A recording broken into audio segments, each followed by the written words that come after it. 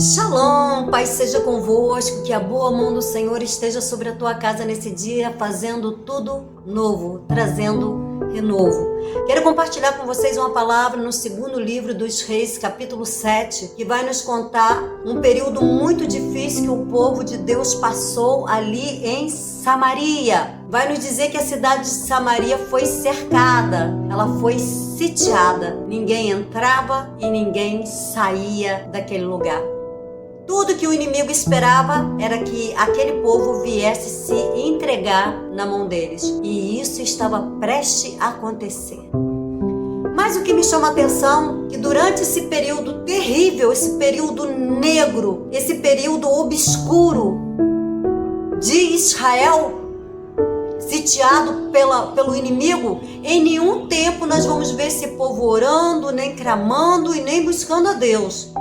Ao contrário, o rei vai querer até que tirar a cabeça de Eliseu. E como não bastasse, ele vai dizer, isso aí é culpa de Deus. Certamente a mão de Deus está sobre esse negócio aí. Mas orar que era bom, buscar a Deus que era bom, eles não conseguiam fazer. E a palavra de Deus diz que Deus é grande nas suas misericórdias, tardio em irar-se. Deus, Ele quando vê que nós nos arrependemos daquilo, do mal que nós estamos fazendo, ou poderíamos estar fazendo, Deus também se arrepende do mal que faria na minha vida e na tua vida também. Bem, a cidade está passando pelo pior período que você vai ouvir falar que o povo de Deus passou, preso ali. Sabe por que foi o pior período? Porque a palavra de Deus diz que a cabeça de um jumento valia muito. Não tinha comida. Bem, o negócio vai piorar. Vai ficar bem pior do que estava. Sabe por quê? Quando que uma mãe vai olhar para outra mãe e vai dizer o seguinte: hoje eu vou comer o meu filho e amanhã nós vamos comer o seu filho. Quando que uma mãe vai fazer isso, queridos? Se alimentar daquilo que ela gerou, ela amamentou, ela sentiu dor, gente que ela embalou nos braços. Quando que uma mãe vai fazer isto? Período negro, obscuro, aonde em nenhum momento nós vamos ver o povo clamando, buscando a Deus, intercedendo a Deus, vendo essas coisas horríveis acontecendo. E eles não vão fazer absolutamente nada, a não ser o rei ainda reclamar que aquilo era culpa de Deus. E quando essas palavras chegou até o rei, que uma mãe disse que comeria o filho em um dia e no outro dia comeria o da outra mãe, o rei rasgou as suas vestes. O rei se cobriu com um pano de saco. Parecia até que estava se humilhando, mas não. Ele foi reclamar e dizendo que Deus era responsável por tudo aquilo ali. Queridos, e a palavra de Deus vai dizer então, que depois desse período tão difícil, tão ruim, que ninguém buscou a Deus, mas ali tinha um homem, por nome de Eliseu, o profeta Eliseu.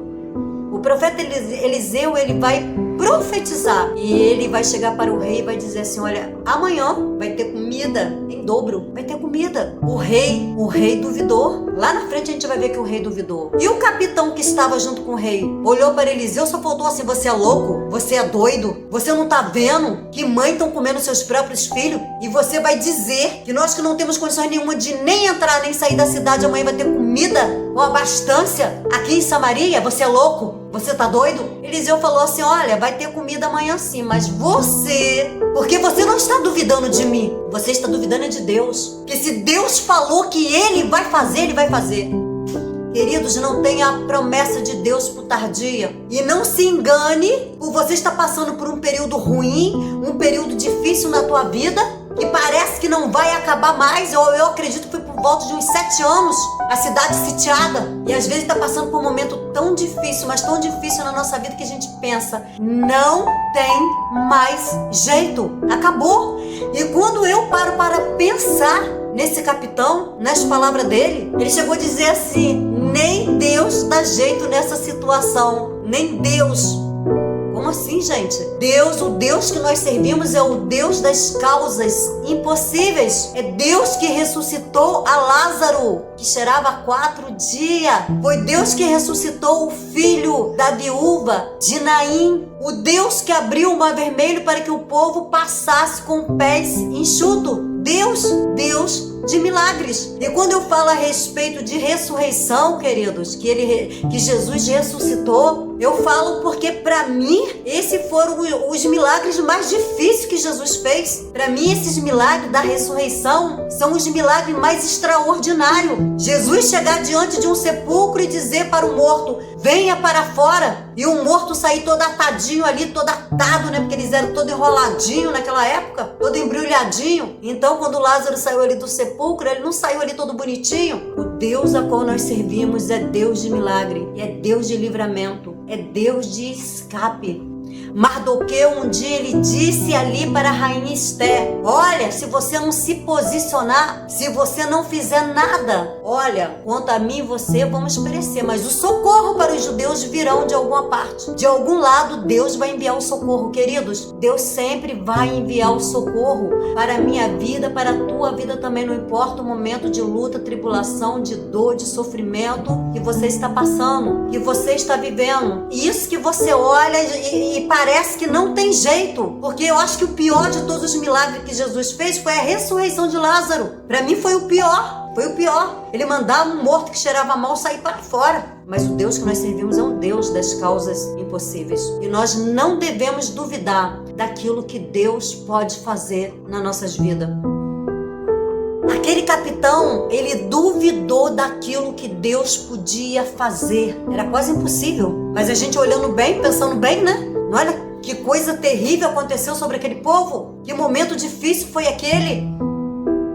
Mas Deus é Deus, querido, de provisão. Deus é aquele que tem um caminho no meio da tormenta. Deus é aquele que faz coisas inesperadas. E como eu falei, você pode estar vivendo o pior momento da tua vida, mas se Deus falou que amanhã a provisão vai vir, você acredita que vai vir. Mesmo porque a palavra de Deus diz que o choro pode durar uma noite, mas que a alegria ela vem pela manhã. E Eliseu falou: amanhã vai vir comida vai ter comida com abastância neste lugar. Mas você, capitão, você não vai comer. Na entrada de Samaria estão 4 leprosos, 4. E eles pensam: se nós continuarmos aqui, porque haverá um momento que certamente esse exército, se eles não invadirem uma hora, eles vão invadir. Eles estão lá no acampamento deles, lá quietinho, mas uma hora eles vão invadir Samaria. E quem vai morrer primeiro? Somos nós, que estamos aqui na porta da cidade. Nós não podemos entrar. E ainda que nós viéssemos entrar em Samaria, não adianta. O povo está passando fome, de que vai adiantar nós entrarmos lá? Pensaram entre os 4 e tomaram uma decisão. Eles falaram assim: vamos lá no acampamento da Síria, vamos lá? E quando eles decidiram ir lá naquele acampamento, e eles não sabiam, queridos, eles não sabiam que Deus ia usar a eles. Mas eu fiquei imaginando, será que lá dentro de Samaria ninguém conseguiu se levantar? Tudo bem que eles não queriam ir para a guerra. Por que, querido? Quantas vezes o inimigo consegue nos aprisionar? Quantas vezes o inimigo consegue nos sitiar?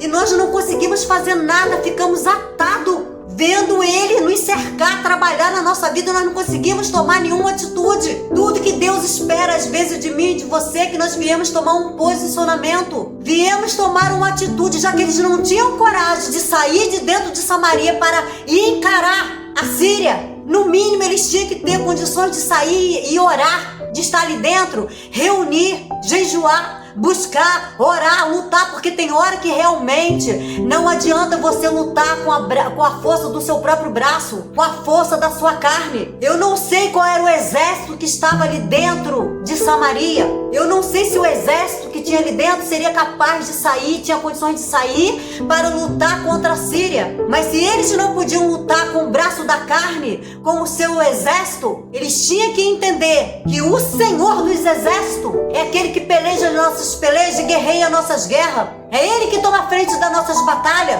É Ele que joga os nossos inimigos por terra. É Ele que tira do nosso caminho. A palavra de Deus diz que se os nossos inimigos vierem por um caminho, por 7 caminhos fugirão da nossa presença. Diz que os nossos inimigos, 1000 vão cair ao nosso lado, 10.000 à nossa direita. Na verdade são 11.000 que vai cair e nós não seremos atingidos.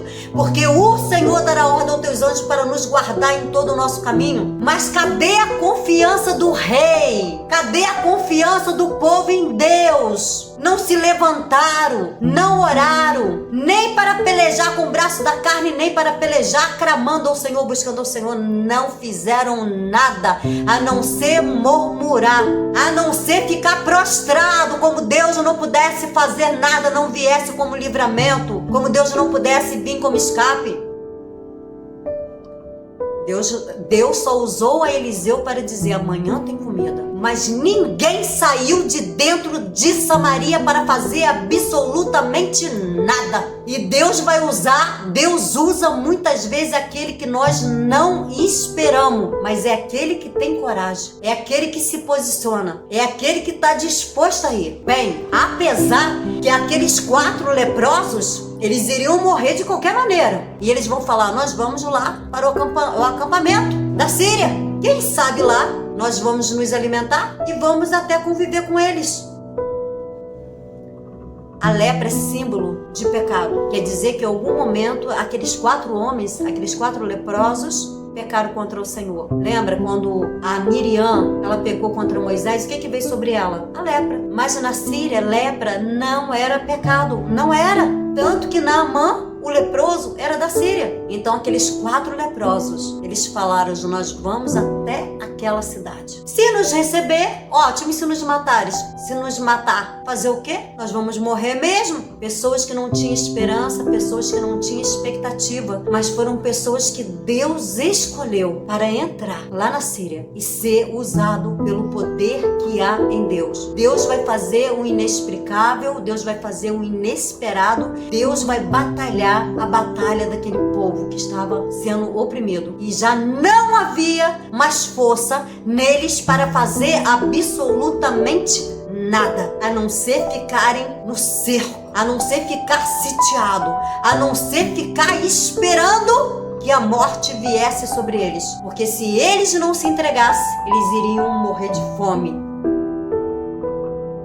E antes que, quanto mais eles fossem enfraquecendo, quanto mais o inimigo fosse enfraquecendo, mais fácil seria eles poderem entrar ali em Samaria e acabar com tudo de uma vez.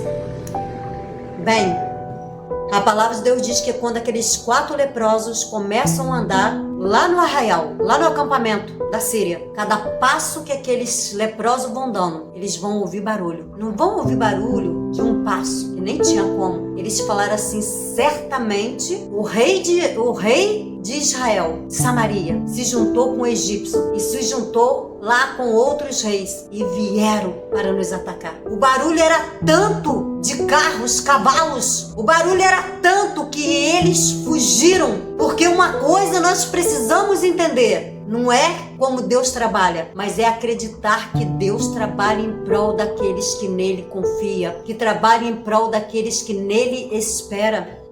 Deus trabalha. Deus não vai ficar parado para sempre, ainda que você muitas vezes fique parado, ainda que você não tenha força nenhuma mais.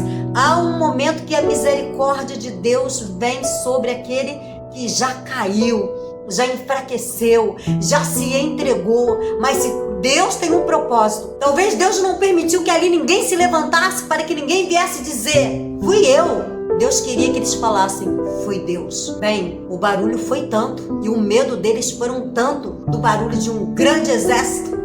A palavra de Deus diz, querido, que a voz do nosso Deus é a voz de como muitas águas. A voz do nosso Deus é a voz de como de um trovão. Você imagine o que ele fez, cada passo que aqueles leprosos foram dando até chegar até aquele lugar. E quando eles chegam lá, eles têm uma surpresa: não tem ninguém. Fugiram todos, deixaram somente alguns cavalos amarrados, deixaram ouro, deixaram prata, deixaram comida, simplesmente fugiram. Como diz a palavra de Deus: se vier por um caminho, por 7 fugirão da nossa presença. Quem peleja nossas pelejas, quem guerreia nossas guerras é o Senhor. O Senhor é o Senhor das guerras, o Senhor é o Senhor das pelejas. O Senhor tem um caminho na tormenta. Eles vão chegar lá morrendo de fome, comeram, saíram de uma tenda, foram para outra tenda e comeram também, pegaram ouro, pegaram prata, e eles falaram: certamente esse dia foi um dia de boas novas, e o povo lá em Samaria está perecendo. E nós estamos sentindo, se nós não formos lá avisar o rei de Samaria, se não formos lá, certamente que Deus vai nos castigar. E eles vão voltar. eles vão voltar e vão até o portão de Samaria. E lá, queridos, eles vão avisar o rei. Lá no acampamento não existe nada, não existe ninguém. Era dia de boas novas. O livramento veio da parte do Senhor. O rei, quando ficou sabendo disso, o rei falou: nada, eles estão escondidos e são emboscados. Quando nós sairmos, eles vão vir contra nós. Não acreditou nas palavras de Eliseu. Mandou espia para ver, até voltar a notícia sobre eles novamente, que aquilo era real. O impossível aconteceu. Os inimigos fugiu da presença deles. E a profecia de Eliseu se cumpriu. Porque Deus não é filho do homem para que minta e nem se arrependa daquilo que ele disse que vai fazer. Aí o rei olhou para aquele capitão, também muito duvidou de Deus, e falou: olha, ficai aqui, né? O pessoal que vai entrar, vai sair, ficai aqui. E ele ficou. O povo estava com tanta fome. Pisoteou aquele capitão e falou: nem se Deus abrisse as portas do céu, isso aconteceria. Não duvide dos milagres de Deus. Não duvide daquilo que o Deus a quem você serve, Ele pode fazer. Ele é o Deus das causas impossíveis. E operando Deus, ninguém impedirá. Que Deus assim abençoe a todos, em nome de Jesus.